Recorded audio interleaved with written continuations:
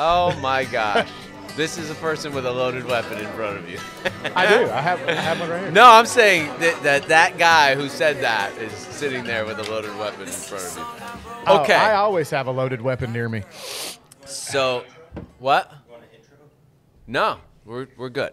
So, we'll be better if you don't interrupt. So, oh Jesus, Harston. Yeah. So it's funny. Actually, some of the podcasts I listen to, one of the funnier things that I think is funny, and my wife really enjoys, the interaction. Is with people in the back, laughing and stuff. Like Tom Segura's podcast, you always hear like his producers cracking up and shit, and it's hilarious. Johnny Taquitos used to do that for me. Yeah, he's no longer here, so I don't know. Dude, Taquitos. It's a loss. I don't know what to say about that, dude. I'm you know a little what, crushed. man? We did it. We did everything that we set out to do, and I think it's time because Johnny. What a lot of people don't know about Johnny is he's very entrepreneurial, and he's very much always wanted to be truly his own boss. Now, I never looked at myself like his boss, but I was cutting the check, right? And so I just believe that he's been sitting here for the last few years watching me build this business, taking notes, getting better at his craft, getting better. He's got a great business mind, by the way. I would have hired him to be a manager of people. And I think he just took all this stuff and he's off the chain now. You know what I mean? And he's going. So I'm very happy for him. I'm proud. He's going to be a tough one to replace, man. Yeah, for sure. But like we kind of know what we're doing a little bit, and there's talent out there. Like we'll find. It's going to take a little while. But with that kind of thing, it's not that there's not a lot of talented people, because there is. It's finding, and this is why I've struggled very hard with getting somebody to help me. It's finding somebody. Because like when I try to get my wife to help, look at that fucking thing. That's what I'm talking about. Dude, I use a fucking map torch all the time in videos, and it's torches are the best thing. I thought about, and let me come back to this because I'm going to go sideways because I do that. I want to go back to the torch thing though. That is not a good torch to use for cigars, but it's fun. No, we'll get back to that because I've got an opinion about that. Yeah, and one of the reasons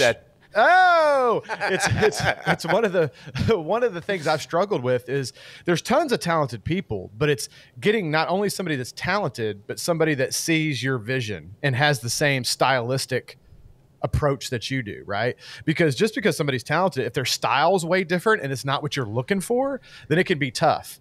Because I know, like my wife, for instance, she used to be a photographer, and I've had her try to help me film some things before, and it's a disaster. It's a disaster because she has a very different eye than I do, right? Like I like things dark and contrasty and moody, and like I like that vibe. Where she always photographed brighter, more realistic, kind of accurate stuff. So like she always overexposes shit and stuff. Like, so it's not just finding somebody that's talented, but finding somebody that shares your. That sounds like a relationship problem. It is. Well, that's what I'm kidding. This is not a problem for. You shouldn't have her doing what you do. No. I love to do everything with my wife, but there came a point in the business where I was like, okay, if you just want to see me at my worst all the time, stick around. You know what I mean? Like, because this thing's like growing in places I've not experienced before, and that's like, what she said. Oh, I got one in. I love that. That was a great placement. That is what she said. In places that's never seen before. So I'm such a child. You just can't. There comes a point where it's really sweet that you have a relationship and I have a relationship where we want to do a lot together. It's definitely a good change in a positive way. But there is a point where, hey, this could not hurt things, but it's not gonna. I'd rather have my partner not see me in those situations where it's all hands on deck. Everything's nuts. The website went down. And I'm not. You're not going to get the best of me. And I want my. Obviously, that's not a relationship only to get the good sides of someone, but where you can help it. You don't throw them in the fire. Oh no, and I'm a much bigger dick because I think I'm a pretty nice guy. Like, I try to be pleasant to people. I don't get upset really easy. Like, you know, I try to treat people the way I like to be treated, kind of thing, you know. But I will say, when it comes to work, meaning you leave them alone. right. But I will say, when it comes to work, I get a little snappy and grumpy if things aren't going the way that I need them to go or want them to go, right? And that's when my wife's tried to work with me. She's like, "Why are you being such a dick?" I'm like, "I'm not being a dick, but it just needs to be Make no mistake, friends. Even the best actors that come across as friendly, like I love just the voice alone on this guy, Jason Bateman. Sounds like the friendliest guy you ever met. I guarantee you, people have nightmares about him that have worked with him. In order to get to a certain point in your career, you have to cut the bullshit, and when you cut the bullshit, people consider it to be rude and not friendly, and it is what it is, man. Yeah. No superstar out there got to where they are by just, hey, could you, you know, it just doesn't work like that. No, and I think that's where it's come in that my wife does not enjoy helping me. Now, she doesn't mind being in videos with me when we do the occasional whiskey tasting and stuff, because then we're just sitting in front of a video. But like when it comes to filming and trying to get shots and doing different stuff and her helping me with cameras, she doesn't want any part of that, because we end up getting in, and I get snappy with her, and then she's like, what the hell? And I'm like, well, fuck. Yeah. Like you said, when you're doing stuff for business, man, it's like, let's go. This isn't fucking fun time. Game time. You know? Game time, baby. There's no time for hurt feelings. No time for butt hurt. Absolutely. There's a movie coming out with the beautiful Jennifer Lawrence, a Louisville native. Dude, there's some pictures of her on the internet that are really. I did not know that. Yeah, some of those leaks. Well, she seems very unapologetic, so that could actually, I hate to promote that, because if it was leaked against her will, I hate to even. Of course, it's terrible. But she took lemons and made lemonade, and that's what a superstar does. She's a smoke show, dude. No doubt about it. She's a smoke show. 100%. She's got a movie coming out. Let me see what it's called here. The movie is called No Hard Feelings. Hey, that's what we were just talking about. No hard feelings. and it's about these two parents that are like overbearing, and their kids just not like, I guess, like breaking out of his shell. And they pay this girl to, I believe, have sex with them. It's supposed to be a very risque movie. That sounds like a complete, and I'm not picking on Jennifer Lawrence. All right. Because, like I said, I actually like her, and she's from Louisville, my home city. So, and I'm sure this wasn't her, but that sounds like a complete ripoff of Failure to Launch. Another classic. But I mean, that's the exact same too. So Matthew McConaughey, that one was Matthew McConaughey, and he was great in that. What was the lady that was in Sex and the City? What was her name? Oh, was it her? Yeah, it was. Sarah Jessica Parker. Yeah. So it was Matthew McConaughey and Sarah Jessica Parker, and his parents, which were played by Terry Bradshaw and I never watched it. I've caught like bits and pieces of it, and I said, "Oh, it's a great movie." I've used the term a million times. Failure. Well, it's the same exact thing, right? Where he still lives with his parents, and he's like in his 30s, and his parents are fucking tired of him living there, so they hire this woman that professionally dates men and helps them get secure in themselves and helps them want to leave the nest, right? Ooh. So I mean, that sounds like the exact same movie, but maybe a slightly more risque version. This kid's 19, and I think the plot line is more about just the sex. Oh, great parents this kid has, right? I mean, Jesus, Jennifer Lawrence. How much does this cost? When I was 19, my parents would have paid Jennifer Lawrence to have sex with me. Seriously, high five, Dad. Yes, incredible, incredible. So. She's been pretty amazing in her throughout her career and picking the right roles and everything like that.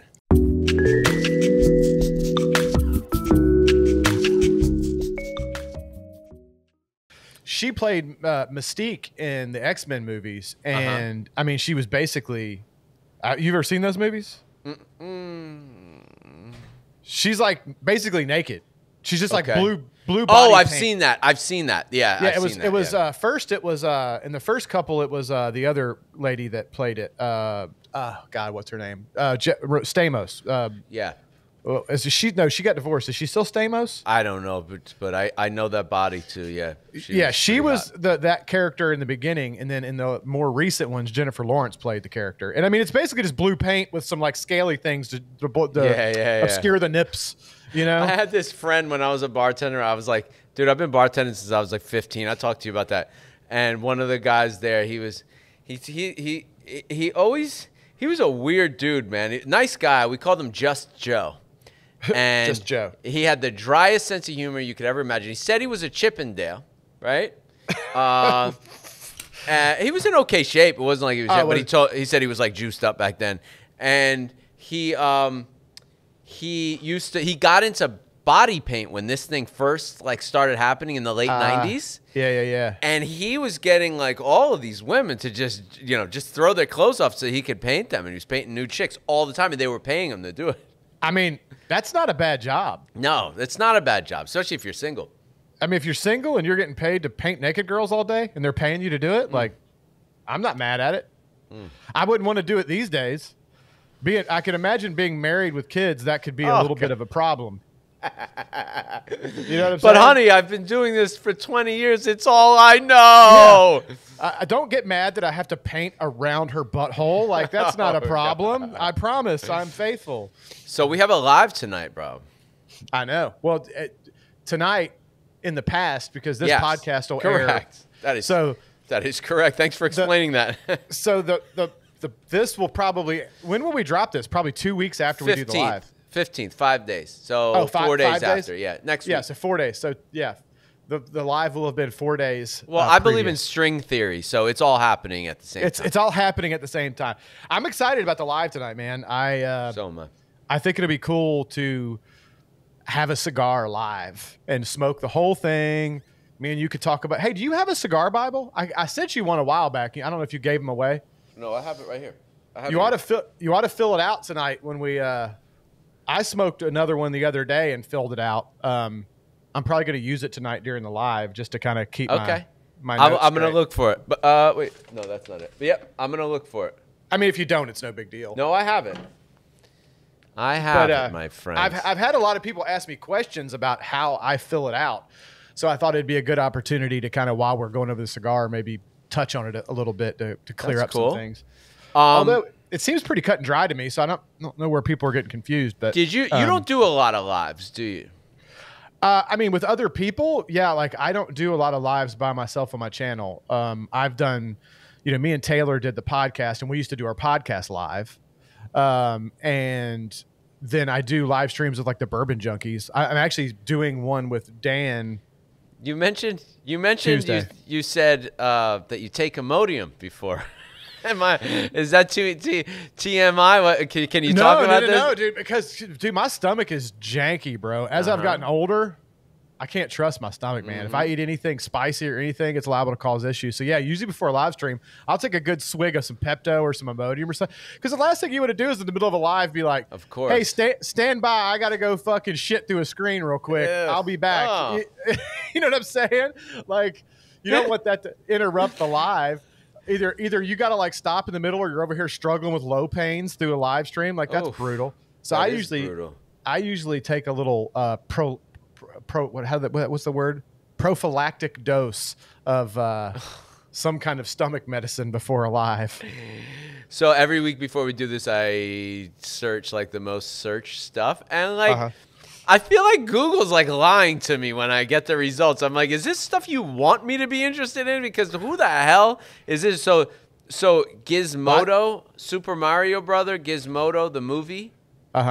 This is like the most searched thing today. Like, it's like a huge deal. What the fuck is it? I don't even know what it is. It's some sort of movie called Gizmodo. It's based on the video game, I believe. I tell you something that's big that's going on in the firearm community right now that's all over the fucking place is for last week I talked about transgender. This week I'm talking about Second Amendment. If there's any, to paint. If there's any super left wing people that are sensitive, we're gonna weed them out. But they can come right here under my wing. The ATF, who by the way is not a real thing. yeah, right. Is not a body that should be making laws, right? The what is it? The legislative branch makes laws, right? Sure. So the ATF is not a legislative entity, and they very recently changed a ruling on pistol braces. I don't know if you know anything about pistol braces, but it used to be any semi-automatic assault rifle, as they call them, which I hate that term because it's like whatever, but it is what it is. Anything under 14 inches if it had a buttstock on it, it was considered a short barrel rifle, and it has to be. You have to get a tax stamp, and it's part of the whole. What's the fucking? Oh God, I just had a stroke. They should do more of that. Oh, God. I can't think of it. I'm all about having guns, bro. NFA. So but, it was NFA item. My brain was. So it used to be an NFA item if it was under 14-inch barrel, had to pay a $200 tax stamp, register, blah, blah, blah, blah, blah. There was a loophole, though, that if you put a brace on it and not a buttstock, right, it was considered a pistol, not a rifle, and it was perfectly legal. For 10 years it was like this, right? Yeah. Well, the ATF all of a sudden decided, probably because of Sleepy Joe, decided, come on. What? Come on. Everything's his fault? Come on. Dude, they didn't do it. I'm just saying. I mean, he has openly said he's attacking assault rifles and all that kind of stuff. I mean, do you think the average person should have an AR with 50-round clips and stuff? I think the average person should have multiple ARs so that they could potentially arm their neighborhood in case of civil unrest. How do we know who should have a gun and who shouldn't? A background check. We do that. It's called a background check. And the background check's enough for you, even with how many mass shootings have there been this year alone? Bro, listen, that is a mental health issue, not a gun issue. Okay, we have had guns for a long time, and these shootings just popped up in the last 15, 20 years. Assault rifles have been around a lot longer than that. So why don't we add mental health screening to the license? The problem is it's subjective, right? I don't disagree with the thought behind it, but the problem is the application of it. I hear you. The application of it is who's deciding who's mentally fit, right? And it goes against the Second Amendment, which is you have the right to bear arms, right? The government does not have the right to go against that. And then all of a sudden you have a government agency who's deciding who's mentally fit and who's not based on what parameters, right? Mm-hmm. Okay, so if you had a bout of depression at some point in your life because you got divorced and you had a bad run, but now you're perfectly okay, does that mean you're not going to be allowed to have a firearm? No, I think they should be looking for like schizophrenia, stuff like that. Sure, but who determines that? Like, because I don't care if you shoot yourself. Just don't shoot other people. Right. That's your body. You do with it what you want to do. But anyway, to sum up the story, the ATF overturned a rule, not overturned, but changed the application of the rule, and overnight made millions of Americans basically felons. Because overnight they said this is no longer legal.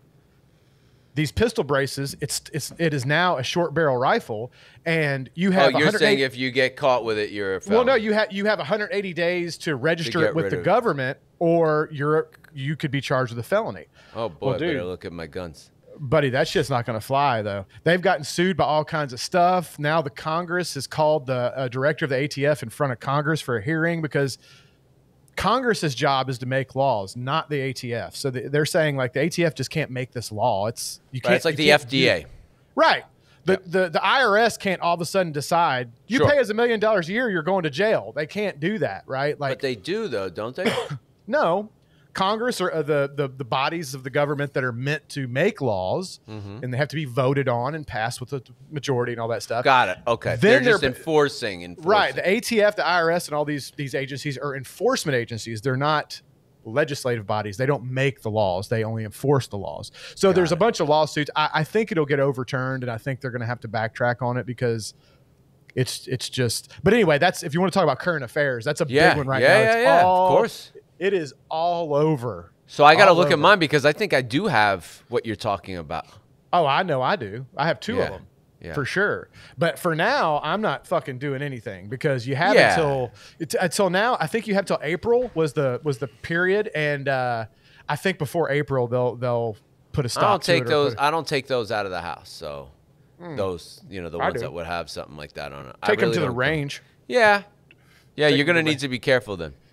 Well, I think it's going to get overturned is what I think. If not, I mean, I don't know. Everyone in Florida says that if you get your medical marijuana license, that they'll take away your gun license. Well, that's a weird, tricky one too, right? Because the firearm situation is a federal thing, right? So when you're putting in for a firearm to get your check and all that stuff, it's on the federal level, right? The form you fill out that says you're not using any substances and stuff is a federal form, right? Yeah. However, marijuana being legal for medicinal purpose in Florida is a state thing. Okay. So just because the state recognizes it, the federal government still doesn't. Right. So technically, it could be an issue. I don't know that anybody's ever had an issue with it. I don't think it's been taken. Technically, it could be, but I don't think anyone's taken it away. I don't think the federal government wants to step in that pile of shit. But technically, if you say you're not on that form and you have a medical marijuana license, you're committing a felony. Right. Technically. But like, again, I don't think it's not being enforced. It's not even being looked into. They don't have time for this shit. They got a million other things going on. No, I don't think so. The ATF should just be abolished, period. Those guys are just, get out of here with that shit. Alcohol, tobacco, and firearms. Yeah. The fucking fun police, bro. The fun police. That's all they are. I don't know enough. I had the ATF show up at my door one time, though. For tobacco? Yeah, one of my competitors called them and told them that I was illegally shipping tobacco, and they came, and they were like, we saw your license. I just wanted to come say hi. I was like, okay. Well, at least they were cool. Yeah. I have heard some pretty bad horror stories online about the ATF raiding places and shooting people's dogs and all kinds of shit. So at least they were cool. Well, that's a touchy thing going into someone's house. If it's gun related, you know this person is stocking gun. Like, you kind of got to go in guns drawn. But do you follow boxing at all? No, we talked about it last week. Did we? Yeah, I like boxing. It's okay. I respect the art of it. I truly do respect the art and the amount of hours and hours of training that it takes to become a skilled pugilist, I guess is what another word they. But it bores me a little bit. Boxing's become more like a reality show now. Basically, what happened was boxing was just falling off. It was just what's his name was like the only thing that was a draw, and everything else was kind of falling off. Talking about Floyd? Yeah, and it was because he was a draw because of how good he markets and how he provokes people and stuff. Right, he's a shit talker. Kind of like Conor McGregor, but for boxing. Exactly. Yeah. Okay, and so they've been losing market share to the UFC. Exactly my point. And so these like behind the scenes training camps. The UFC is just a more interesting thing to watch. I can't stand it. I don't know why. I wish I could. I'm so glad you brought that up. Somebody commented that in our last video because we briefly spoke about boxing and stuff last week, and somebody said like that they really liked boxing and they found UFC boring, and I'm like, how though, man? Like UFC. Now I will say there is the occasional UFC bout where they're too even. Either they're matched too evenly or they're being too reserved and they just are laying there on top of each other, jockeying for position, and it gets kind of boring. So let me say, but most of the time, it's a fucking let's get after it. Before I forget, I want to just get this out, not to cut you off. Oh, I'm sorry, I totally do. No, I don't want to cut you off.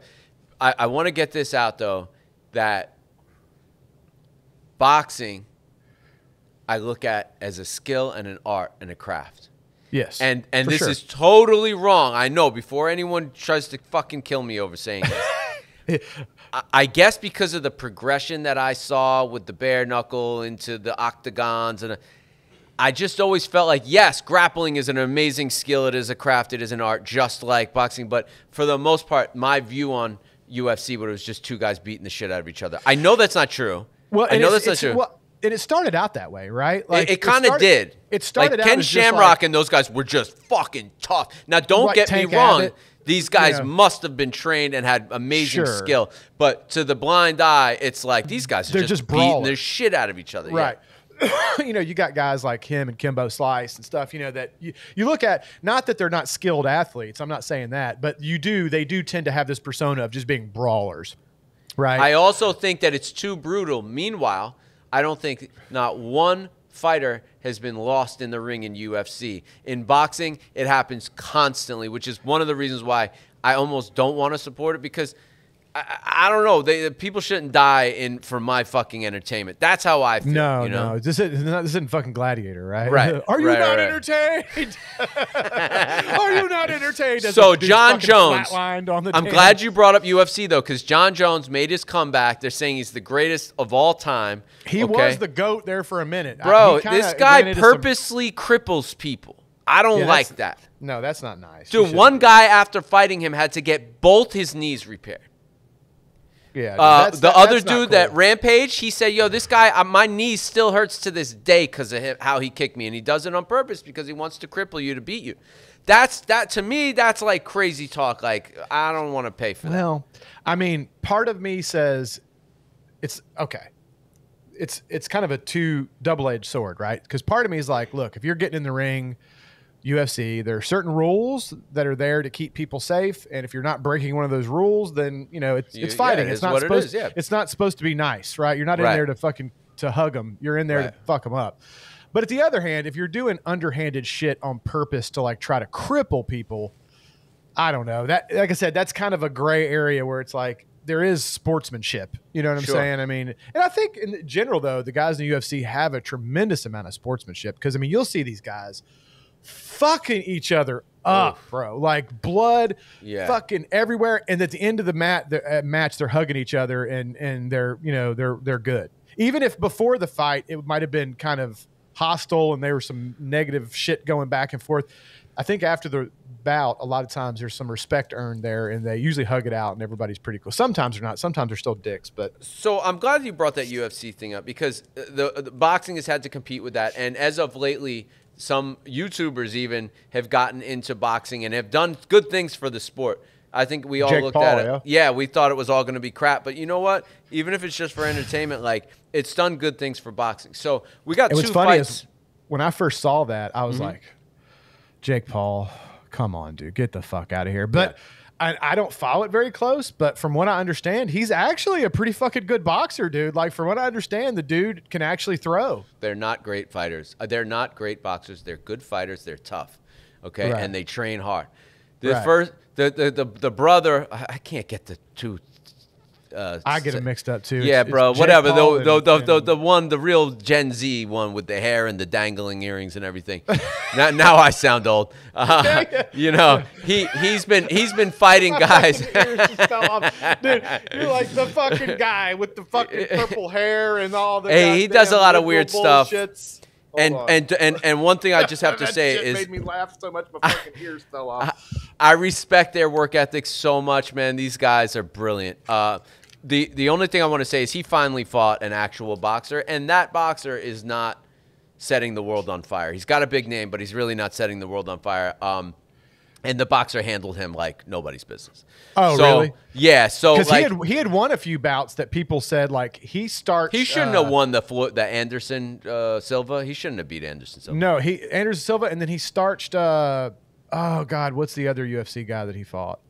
But see, this goes back to my thing, and we talked about this last week when we talked about this, right? I don't think there are many UFC guys that can compete with a boxer. We did talk about that. Yeah, right? we covered that. That. I don't think, but if you put, okay, so one of the guys that Jake Paul starched, right? If you would have made that a UFC bout instead of a boxing, I think the dude would have. No, not think. It would have definitely happened. You're right, 100%. It would have been first 30 seconds of the first round, probably. I don't disagree at all. He's picking guys that didn't have a good up-top game and are out of their prime already. So now he got a guy that actually boxes and is in somewhat of his prime. I guess he looks young, and he just manhandled them. But have him get in there with Tyson Fury. Oh my gosh, no. He said he met Tyson Fury. His arm was so big it covered the room. Dude, Tyson Fury, that gypsy motherfucker is no joke, dude. Like, so he's been good for boxing too, right? But so the thing for me, the thing that's gotten me back to boxing is the Showtime like training camp series where they get you in there. You learn the family. To do the UFC thing. Yeah, well, I guess so. I don't know, but they get you behind the scenes, and it's a reality show at this point. And so there's 2 fights that are coming up. One is supposed to be the fight of the century.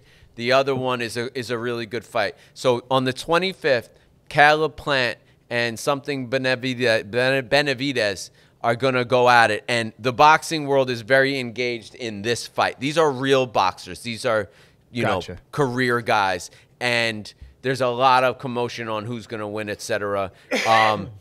The one guy is going so hard on this other dude that like it's gotten me very engaged. I have to admit, it triggered me to like want to see Benavidez has talked so much gangster shit that's wanting me to see Caleb Plant beat him.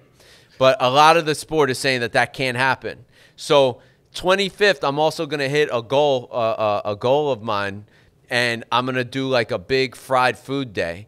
And I'm going to get the Dutch oven. I got the Dutch oven. I'm going to get oil, and I'm going to get chicken fingers, mozzarella sticks, onion rings. Bro, I'm going nuts, right? I'm going ham. Do the French fries, bro. Of course. I can't. My wife. But you deep fry sometimes. I was looking up the best oils to do deep frying with, and you can't. I was going to use peanut oil. Peanut oil is great, and I actually think that I might start using peanut oil a little more often just for the ease of use. Okay. Right. I think peanut. What the fuck is going on here? Hold on. Sorry. Okay. No, something was weird with my computer for a second. Peanut oil, just for ease, I think is a very superior cooking oil, right? But like for ultimate awesomeness, either tallow or lard. And tallow is also fat too, right? Tallow is fat. I think if I'm not mistaken, and if somebody could correct me on this if I'm wrong, but if I'm not mistaken, tallow is what they call like beef fat, right? Okay. And lard, I think is. Yeah, you got Bronca. Bronca's excited over here. He heard the whole frying situation come up. Oh, dude. Well, I didn't know this, but apparently I saw a thing. BW3, like Buffalo Wild Wings, they their wings are all fried in tallow. Bro, their wings suck. What? Every time I go in there, I'm like, what is this? Maybe you went to a bad one, dude. The one by our house is. Really? I'm going to come up there and go because I'm a wing guy. It slaps, bro. Slaps. I love wings. And they have some good soy sauce choices. Yes. Or soices, as I call it. But supposedly, a lot of people these days are saying, now, peanut oil, because I've been doing some research, because, and look, right? Okay, this is bro science. Lard can't be good for you, man. This is bro science. So, okay. Everybody that's listening to this, there's going to be some healthy people that interject to be like, these motherfuckers are talking all kinds of wrong shit. This is bro science. I have not read any peer-reviewed studies to support any of this, so just let me preface with this. Yeah. But from what my limited research online, you want to stay a fuck away from all the seed oils, right? Yes. All the vegetable oils, the canola oils, the rapeseed oils, which by the way just sounds like a horrible oil. Rapeseed, yeah, really. Get rid of that like right there. It's a rapey oil. That's horrible. Not interested. But exactly. But all those are supposed to be like next level horrible for you, which is funny because back in the day, yeah. Well, these are good raw. I think these are good raw.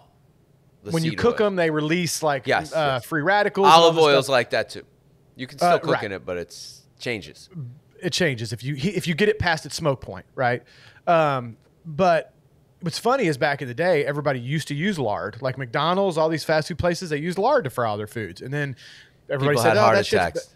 Yeah, so then they started using vegetable oil.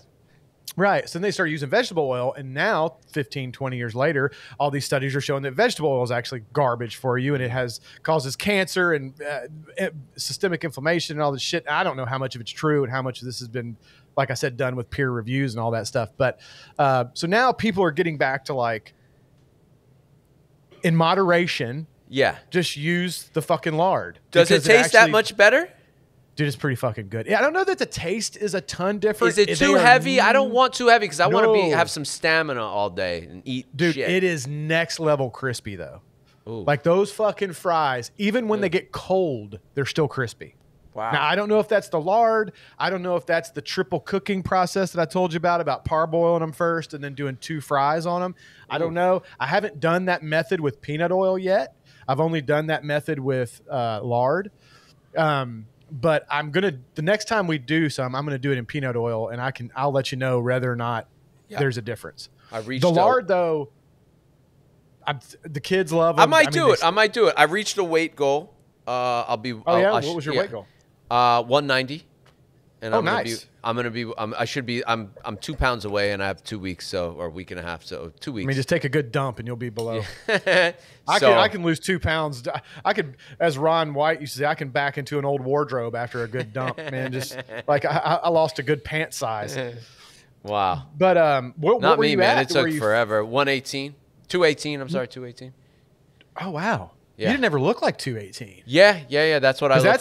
That's heavier than me. Yeah. I usually hover between 190 and 200. That's where I'd like to be. That's where I always was. Yeah. But the last few, years, I'm getting older now, and things happen. It's become very hard for me to lose weight, but I figured it out, and you it's just not don't easy. look 218 to me though. I mean, Yeah. you didn't look that big to me. Yeah. Because I mean, that's a good 20 pounds heavier than what your goal weight is. I mean, 20 pounds is not insignificant. 26 pounds heavier than I am right now, but I'm gonna say maybe 4 or 5 pounds of that would probably be water weight. He's like 4 or 5 good pounds of that's just dick. It's my balls. It's my fucking balls. So yeah, it's a solid 20 pounds for sure. 22 pounds. You did not look 20 pounds overweight to me. I know. You must carry it well. you carry it below camera angle. Yes, for sure. Oh, you know that. There's a reason why I'm chest up. Yeah, it's like yeah. So I'm looking forward to that. Well, congratulations on that. Thank you, man. That's a big accomplishment. It's been since December. I started eating healthy because I stopped wanting to take the heartburn pill, which I was taking for years and years and years, and I still can't eat a lot of things. I really can't eat unhealthy at all without getting heartburn. But dude, have you tried AG1? What's that? Not a sponsor, but hey, AG1 podcast. Oh, greens? Something good, awesome greens? Yeah, they sponsored several of my videos, and I was using them before they ever sponsored me. Yeah, but it's like a drink that you drink once a day, but stomach-wise, it's got a lot of probiotics and prebiotics and all that stuff in there. And I have found that when I'm on top of it and I really stick with it and I drink it every day, my stomach does tend to act a little better for me. Nice. Yeah. So I might try it might be something, and it's just good for you. I mean, it's just good shit. It's got all kinds of vitamins. So.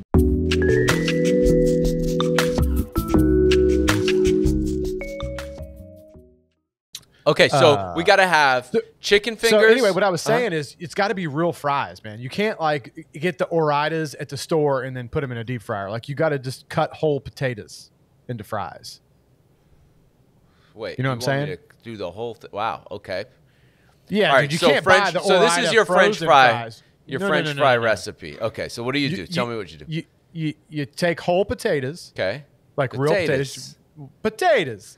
You scrub them, wash them real good, obviously, to get because those fucking things come from the store. Still got dirt and shit on them. It's like gritty in your teeth. But clean them real good. You can either cut them with a knife, or we have them enough that I actually bought like a fucking. You put them through it and it pumps out fries. I leave the skin on them because then you just get the skin on the tips and stuff, and it's very good. That's what but just a tip, just for a second, just see how it feels. But oh gosh. But so you cut your own potatoes. Probably not doing that, but potatoes. Go ahead. You got to, man. It changes everything. A comment below. What's the best frozen French fries? There aren't any. They're all fucking hot garbage. After you use real potatoes, all those frozen fries taste like hot dick. Okay, like it's no good. You cut them, you wash them real good in a colander because there's extra starch on them when you cut them, so you really want to wash them real good. Then you put them in a pot of water, a little bit of white vinegar, a little bit of salt. Doesn't do anything for the flavor. It does something above my pay grade. Starches. It removes starches. Chemically, Yeah. Just something. You turn the burner on high. When it comes to a boil, you turn them down to a simmer. Simmer them for 10 minutes. Take them off. Put them on some paper towel and let them air dry and stuff. Let them cool off. Give it maybe 20, 30 minutes till they're dry and cool. Then you get your oil up to 375-ish. Okay. Fry them for 50 seconds on the first run. Just 50 seconds. Take them out. Put them on some cooling rack or some paper towel or whatever. It was a lot of work. 30 minutes. Then just let them sit there and cool until you're ready to eat. Then when you're ready to eat, you drop them back in that oil 375 for like 4 to 5 minutes until they're the color you want. And man, those motherfuckers, you take them out, put them in a bowl, hit them with some salt or some seasoning you want, toss them. Talking my language. Dude, they're crispy. They're pillowy on the inside and soft. They're fucking delicious. I like it. Best fries I've ever had. I like it. You'll have to make it for me when I come to your house.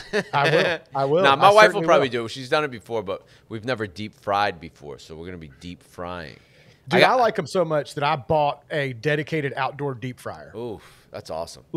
It's a Bayou Classic. It's like it's a propane, but it's like a deep fryer. It's meant for deep frying. It's not like the propane stand with a big pot on it. Like this is an enclosed unit that oil goes in. And it's got the basket and shit. I'm looking forward to chicken fingers and mozzarella sticks more. Oh, dude. The best way. Do you have a smoker? No. The best chicken wings you'll ever eat, bro. Oh, I've had smoked chicken wings. They're so much better than the rest. Well, but the thing about smoked chicken wings is it's real hard to get the skin right? Because when you're smoking it, you're usually smoking at a slightly lower temperature, which makes rubbery skin. Now, you can put them on the grill after. You could turn the heat up to like 400 toward the end of the cook to try to crisp up the skin. But you're never going to get that skin quite the way you do deep frying it. So the thing to do is you smoke those bad boys. Get your flavor, get your smoke. Then you flash fry them at the end for just like a couple minutes to crispen up the skin. Wow. And so you get like the benefit of the... Oh, yeah, dude. You get the crunchy, just gorgeous skin of frying it with all the flavor of a smoked wing. Get the fuck out of here. You can toss some of them in a sauce. A smoked hot wing? Come on, dude. Get out of here. Toss it in a little buffalo sauce so you get the smoky and the hot. Dude, get the fuck out of here.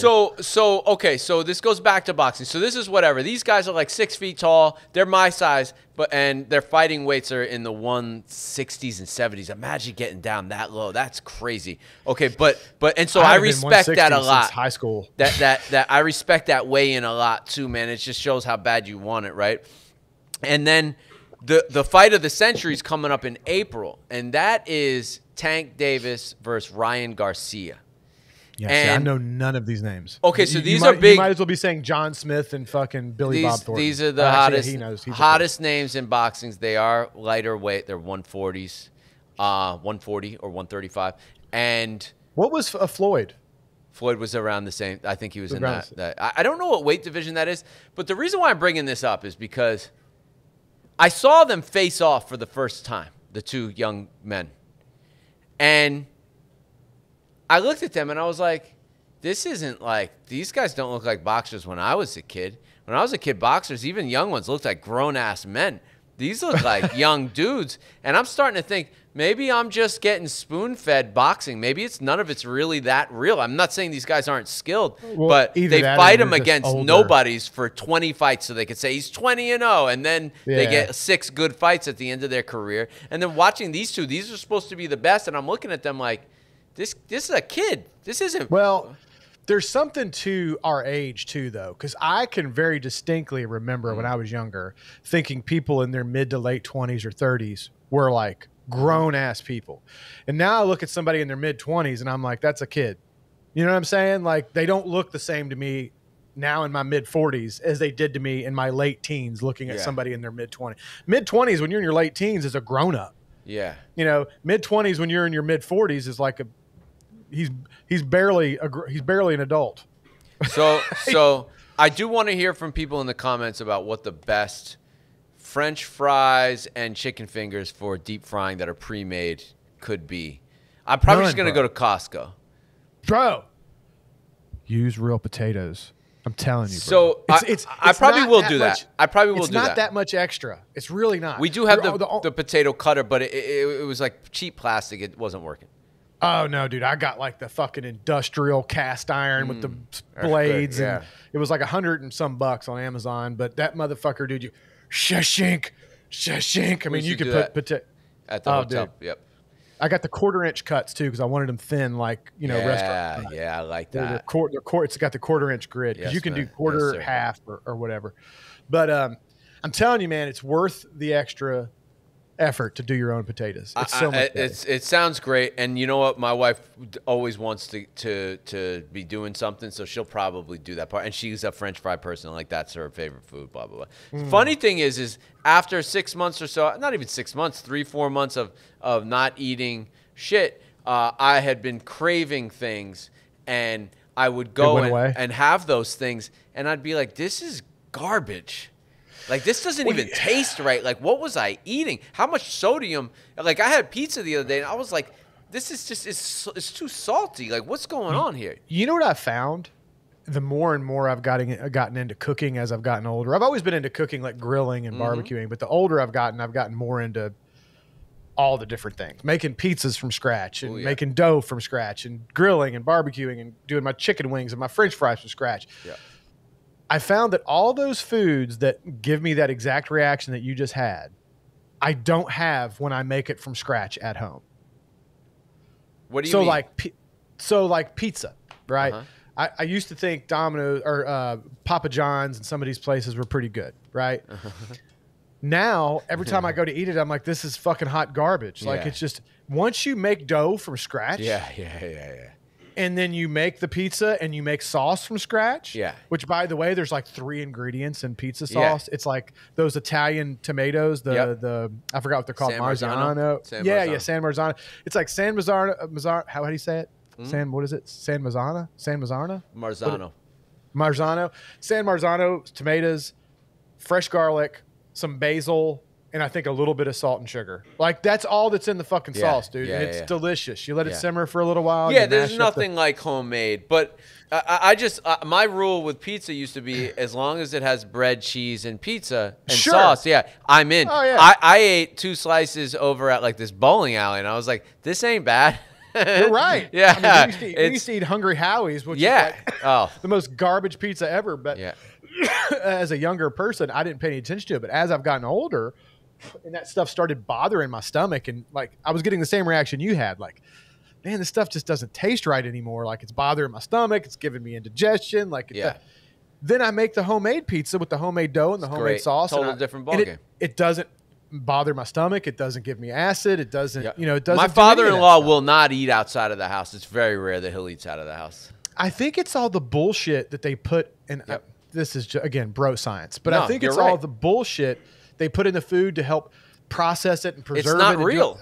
It's getting to the. Hey, we did a McDonald's spoof about 2 years ago, and you can let that shit sit forever. I hadn't eaten at McDonald's in years. Now, I grew up on McDonald's, so I was highly looking forward to this day. I ordered 1 of everything or 2 of everything. 1 for on camera and 1 for me to eat. I ordered. He's like, I'm going hard. Filet of fish, Big Mac, the nuggets. I used to love a filet of fish, dude. Filet of fish was amazing. Bro, it doesn't even taste like real food anymore. No. And okay, so question is, have they changed the ingredients and made it that much more manufactured? Or have we gotten older and now we just don't appreciate those flavors anymore? I think it's changed. Both, but it's definitely changed. And I know it's changed because I heard someone talking about it like 10 years ago. They were like, McDonald's, don't think I don't know that you changed the nuggets. They're not the same. The filet of fish is definitely not the same. The bun's different. I used to really like the bun. It would like stick to the roof of your mouth and shit. And now it's like weird. It's like dry and weird. So if I do fast food now, it's Popeyes all day long. Dude, Popeye's chicken sandwich is one of the better ones out there. Bro, did you get the bucket yet? The Privada bucket yet? No. Nobody sent me a Privada bucket. Show me the bucket. Yeah. I'll send you one. I don't like talking about this stuff on the pod, but I do want you to see this. That's pretty awesome. That's great. It's an eight piece bucket, so I wanted you to see that. That's great. So, Yeah, man. Dude, this, by the way, yeah, the cold draw on this is ridiculous. Bro, it's like raspberry jam or something. We're getting crazy stuff. This is farm rolled. This isn't even one of the. I know. Like, I know. We're really hitting our sweet spot now. Okay, so how do you feel about this, by the way? Cool. How do you feel about cigar scissors? Cool. We have a pair, man. My wife loves them. Look, man, I hate Zycar, but this is the teardrop is the thing I like about the scissors, and these are scissors that I'm going to be coming out with eventually. It's been like almost a year. You wouldn't think that making scissors would take that long, but when you're as anal about things as I am, we've changed Those this like cool. 20. They got Damascus handles and stuff. Like They're pretty that. cool, and it's like real like knife Damascus. blade steel. It's S30VN, if I'm not mistaken, is what we ended up doing. Yeah, so it's like real knife steel. So it's very. Anyway, I like the control of scissors. A lot of people love the control. That is the thing that scissors gives you is control. Right. You can just barely shave the wrapper off, or you could angle it. You really can see what you're doing. Yeah. And there's no limit to how big. Where with my scissors, they're small. I tell you what, these were the most disappointing, and I'm not even going to say who makes this because I love this company with all of my heart. But these were like $400. I don't like think. those. I don't like those. And you can't have one-bladed cutters. They're just not good. No, you're going to mess Smush up the triple cap, the cap. Right. Yeah. Right. Yeah. There's no way you can have a clean cut on the backside as that blade exits without there being another blade for it to come against and shing. Yeah, absolutely. Anyway. So I totally derailed that. I'm sorry. You were talking about No. But Popeyes is my go-to, man. If I'm gonna eat bad, I'm going to Popeyes. Yeah, dude, their spicy chicken sandwich is thunder. I get the regular, and I think it's the best chicken sandwich I've ever had. I hate to say it, but the bun is on point. The bun is a bigger player in a good sandwich than people give it credit for. You can have a really good piece of chicken, and if the bun sucks, it ruins the whole fucking experience. And I think where Popeyes nailed it is they've got a super crunchy, juicy, thick, delicious piece of chicken, and they nailed the fucking bun. And there's mayo. I need mayo on there. Yeah, I need mayo. I need something to make it not so dry. Yeah. It's. Hey, I like a Martin's potato bun. Oh, you like of course. Who Who doesn't love that? That's just, well, my wife does. She makes fun of me for this because it's a very New York thing. She doesn't like the Martin's potato buns? No, dude, I don't get it, man. I'm like, well, how could you make not a like smash this? burger, put it on a Martin's potato bun? Get the fuck out of here. Bro, dude, you grill some onions while you're doing the smash burgers and put them on the burgers. That sounds good. Man, you got to come over here and cook, man. Dude, I got to have you and your wife up and we can do it up. I would love that. I'll add back 10 pounds to you before you leave. So check this out. I've been fascinated with, I hate to say that, but I've been absolutely fascinated by this court case on the lawyer from South Carolina, Murdaugh. Have you heard about this? Dude, let me tell you. My wife, God love her, if I ever disappear, it's her. Okay? If I ever disappear, it is 100% my wife has killed me. Okay? Because she watches every murder trial, serial killer Netflix special. Like, she loves all that type shit. She has been following this Murdaugh. I haven't watched it at all. Yeah. But she has been following this case religiously. So one of the cool things about it is Netflix comes out with this amazingly done documentary that tells a story of a family that's ultra wealthy and has been fucking having people knocked off in some way, shape, or form, whether by accident or they cover shit. It's crazy. The Clintons? Yeah. Is that who you're talking about? No, not them. Another Southern family. I thought you were talking about the Clintons. This happens a lot down south. And so we got so wrapped up in this documentary, and as we're finishing the documentary, the court case is happening live. It's live everywhere, and this guy is. I saw that he was guilty. They got him guilty. Do you think? I don't know enough about it. I didn't follow it. Do you think he did it? Oh yeah, and if not that, he's done it. Oh, dude, this is a bad. Why do people kill their own family? Like, I don't understand. Money, cover up. A lot of covering up. But no up. amount of money. You know, I heard it interesting. You know, I think social media in general is kind of garbage. and that's coming from a guy who does social media for a living. But when I say social media is garbage, I don't mean all of it. I think there are some very good things about social media. I think unfortunately there's a lot of garbage on social media that kind of ruins it to a certain degree. Yeah.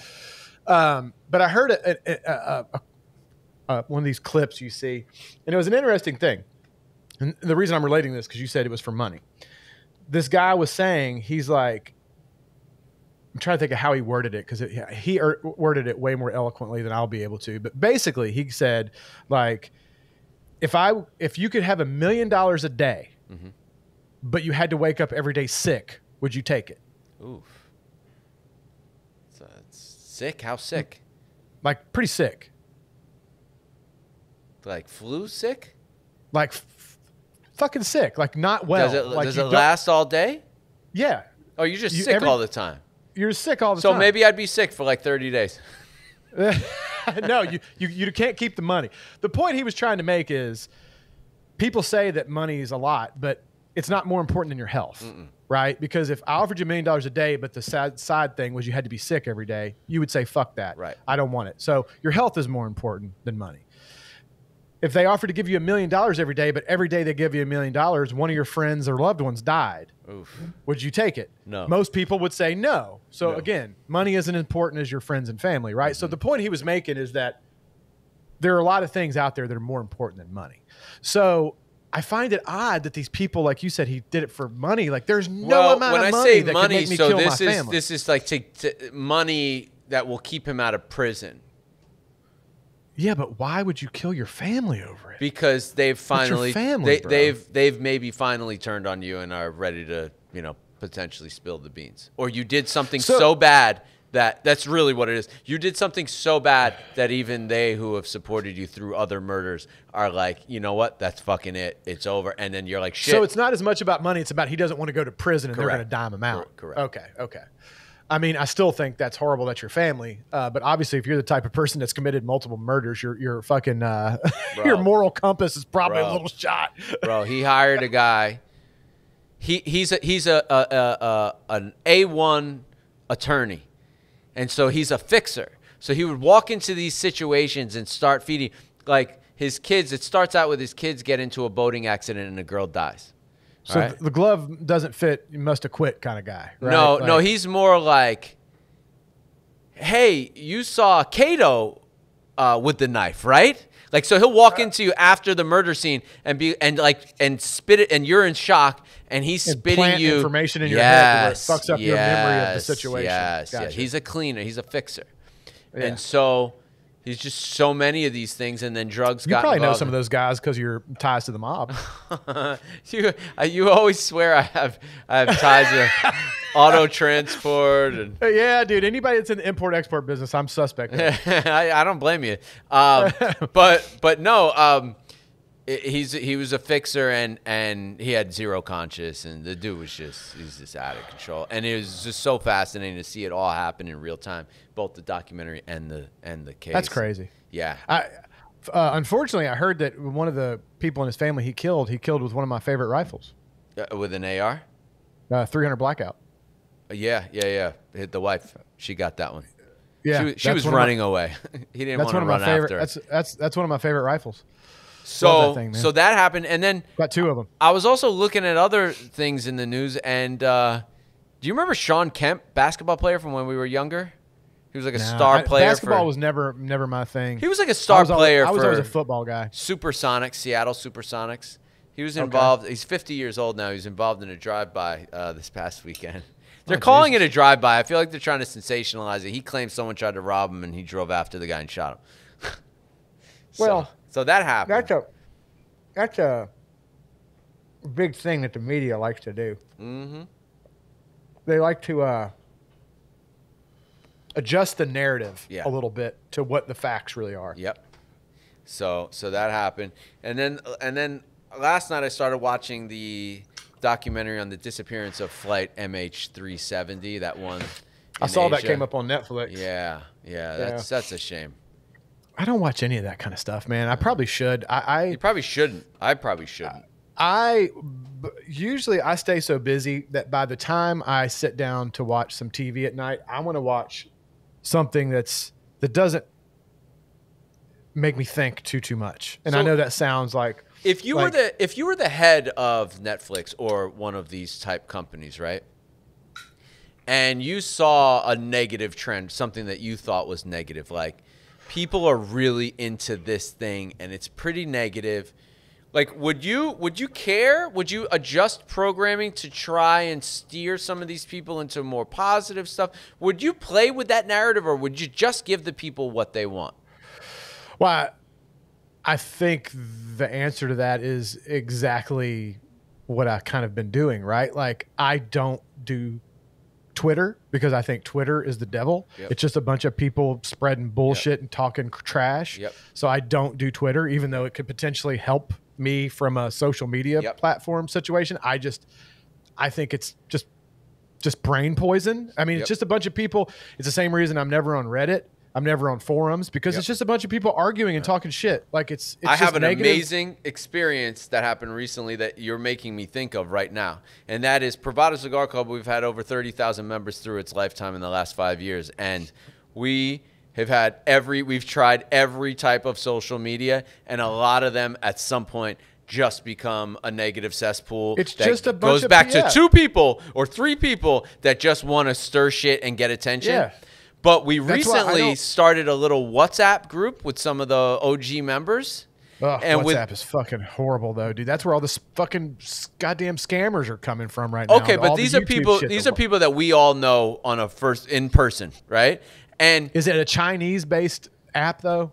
It's Facebook. That's another. It's a Facebook app. No, we'll talk about that. I do want to say that. That's where I'm segueing into, right? So this WhatsApp group, it makes you put your phone number and your name there. So it's like everyone's like talking to each other the same way they would in person, and it's such a relief. Yeah, that's much nicer. Because the anonymous. What's the ambiguity? No, anonymousness. No, ambiguity. No, what's the word I'm looking for? Anonymity. That's the word I'm looking for. Good. Hey, there you go. See, the background is a good thing. Absolutely. Sometimes. That is way too prevalent. We've said this a million times. I've said it a million times. People say shit on the internet because there's no accountability, right? They can say whatever they want, and they're completely anonymous, right? Nobody knows who they are, where they are. They would never say this shit to your face, right? Right.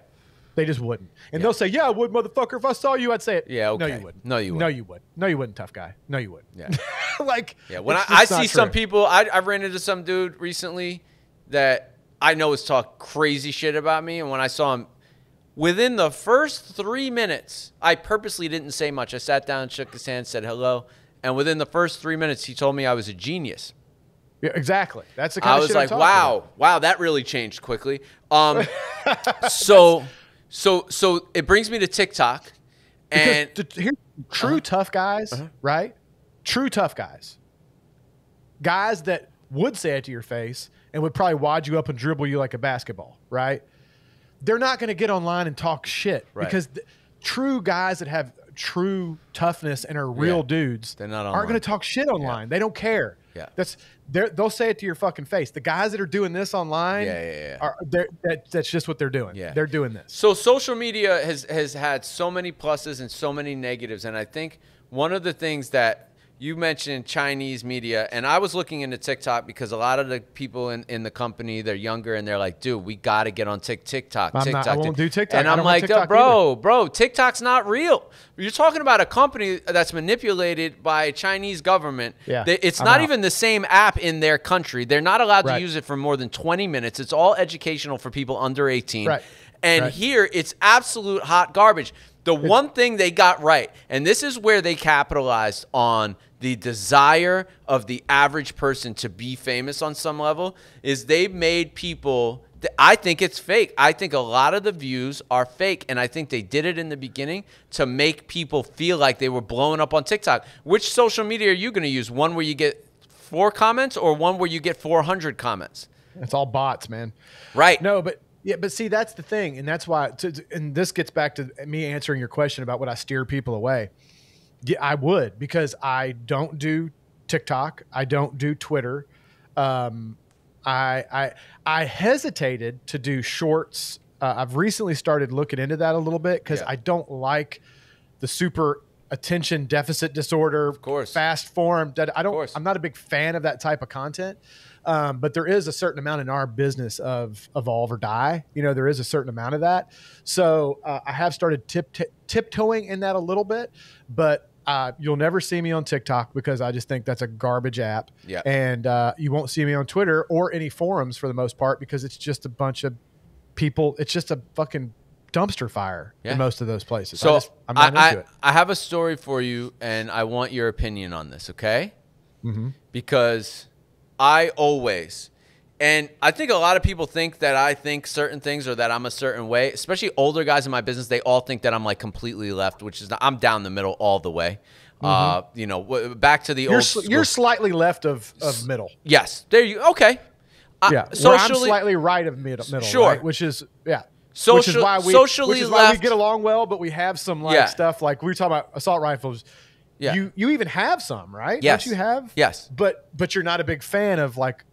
I don't think I every time I shot my AR, especially with the red dot, I'm like, oh no, the general public shouldn't have this. This is crazy. Right. Which I totally disagree with. Right. So that's why I say like you're a little left of center, and I'm more right of center. But I think fiscally, I'm Republican. Socially, I'm a little bit Democrat, but the Democrat, both parties are so fucking. We need a third party to come in and clean this shit up. But anyway, dude. So check this out. I'm going further right. The left is getting more and more repulsive to me. It's tough. It's tough. I used to think I was dead center, and over the last few years, I've leaned further and further right of center because the left is doing shit that just I can't. I've gone further right just out of I think age and knowledge and wisdom of owning a business. Like I've been like, wow, that's not I'm busting my ass. Okay, so check this out. I bought this lot in a real nice part of town, right? We bought it a lot, last year. just like an empty lot. Yeah, empty lot. It's in a really nice part of town, but this particular block was a little sketchy, and all of the really their shacks that were there. They're being torn down one at a time, and very wealthy people are coming in and building very beautiful homes there. Okay. Okay. There's a premier builder in our town that if you're from this part of Orlando and you're wealthy, like you want this guy to build your house for you. Okay. I respect his work. I've been a fan of his work. To me, he's the only guy around here that's doing some pretty cool out of the box stuff. Okay. Right. So I was very happy to see that this guy put up his sign next to our lot, meaning he's building a home either for himself or for someone there. Okay. Okay. So that means whatever house is next door to him, he's going to be baller. All right. Automatically helps property value when it comes to comparables. 100%. Makes me feel good.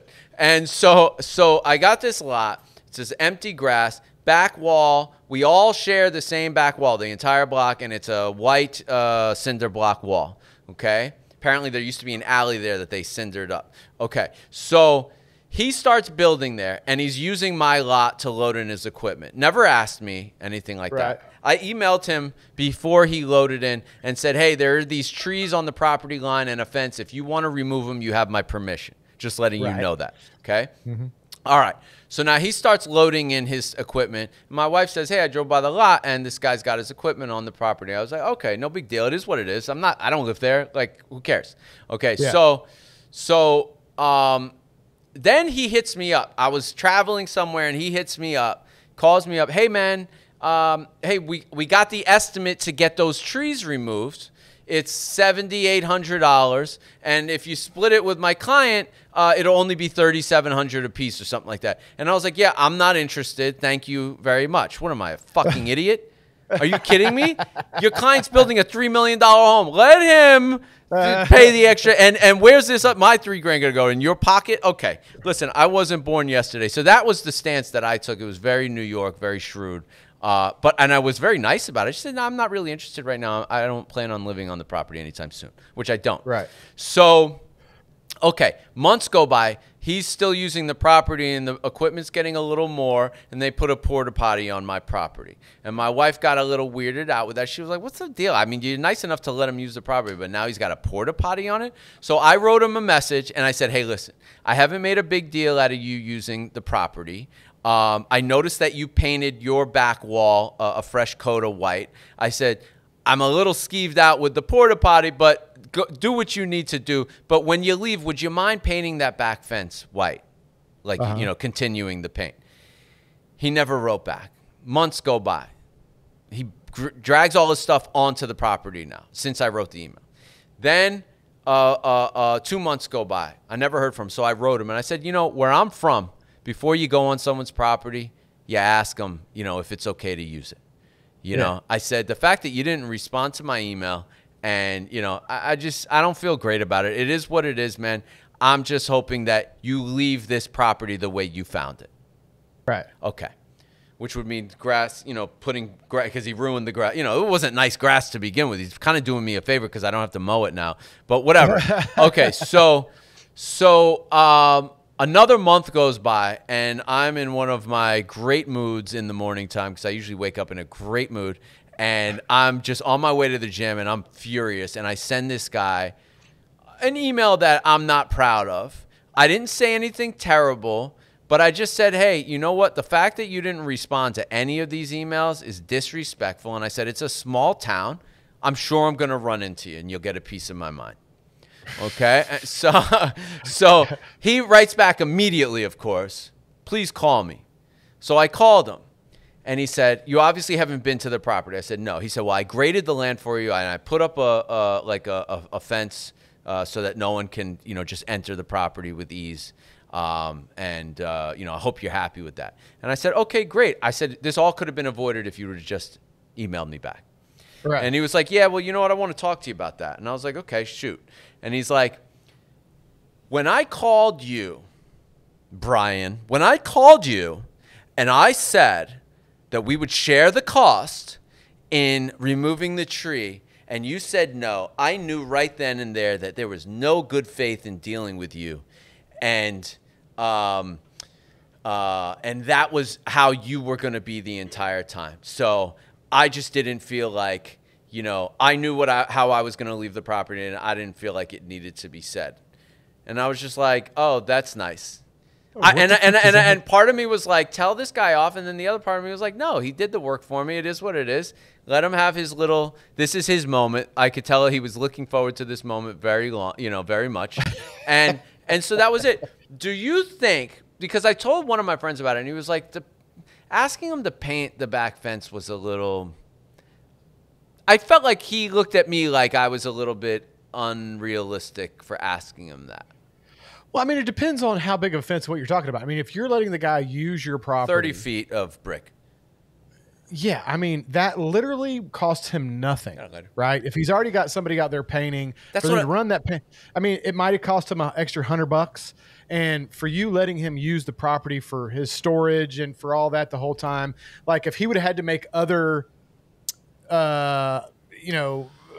other means to handle that, it probably would have cost him more than $100. So I feel like that's a pretty fair thing for you to be like, hey, I've let you use his property the whole time. I've been real super nice. Could you just run some paint? I mean, so it cost him an extra $100, $200. Like, I don't think that's, I mean, he wasn't obligated to say yes, but I think that's still a fair, ask. Be like, hey, I've let you use the property this whole time. You scratch my back, I scratch yours. You put a little paint, So I don't feel like that's shitty. Yeah. Apparently I'm a bad guy to do business with now. I mean, I was like, dude, you know what? If that's how you feel, then great. We know we can't work together. I'd never hire you. Okay, thanks. I mean, he's got like a 2-year waiting list. He doesn't give a shit. But listen, those waiting lists died down in a bad market. So it is what it is. Not to mention the fact that, the last thing you want to do is get into a big project like that with somebody that irritates you. Because that can make a already stressful and lengthy process unbearable if you're dealing with somebody that's a fucking drama queen. For shiz. Yeah. So, you know what I mean? So that's that. That's what I wanted to ask you. I think this should wrap up. We have an evening session tonight. We're going live for your new release of your Habano Box Press 5x54. It is an excellent cigar, and I can't wait to smoke it with everyone tonight. You got all the stats on that, right? Like all the blend and everything? Oh, yeah. All right, because I want to make sure we go over all that. Sure do. All the detail, because I'm sure you told me at some point, but this has been such a long process. I don't remember all the specifics to the different tobaccos that were in it. It was rolled by AJ, correct? Are we allowed to say that? Mm-hmm. Okay. I know sometimes it's kind of a That was done at the Annex. So, oh yes, that's done at his. Yeah, that's a new factory he put up for Privada. Oh, nice. Isn't that amazing? I tell you what, man, and I won't get too much into it because it's going to be go tonight, but some of the wrappers on some of those are fucking flawless. Oh, I mean, some of those are so good. I mean, they're all very good, but you know, some of them have some veins and stuff. That's pretty. Yeah. But I've gotten a few of them though, dude, that were just like they're like movie props. Yeah, dude. I'm like, holy shit, this is a pretty cigar. That's a beautiful stick. That's right. Yeah. So, well, and I think going forward, everything I do is going to be box press, and we'll talk about this more tonight. I fucking love a box press. I love a box press too. What's not to love about it? It looks great. It looks great. Smokes well, especially if it's a soft box press. You know, not like the crazy, like sharp angled ones. I like them both, but I prefer. AJ does box press like no one. This guy does everything. He's really the best of the best. Anyway, thank you for your time. I will see you next month for another episode of Local Social Pub. And shout out to all the viewers out there. We're starting to pick up a little steam here. Nice, man. Nice. Hopefully they all join tonight, which this is after the fact, so it's kind of. But they'll hopefully it's a good turnout. You got it. Jeremy, thank you. I'll see you later. All right, brother. Peace.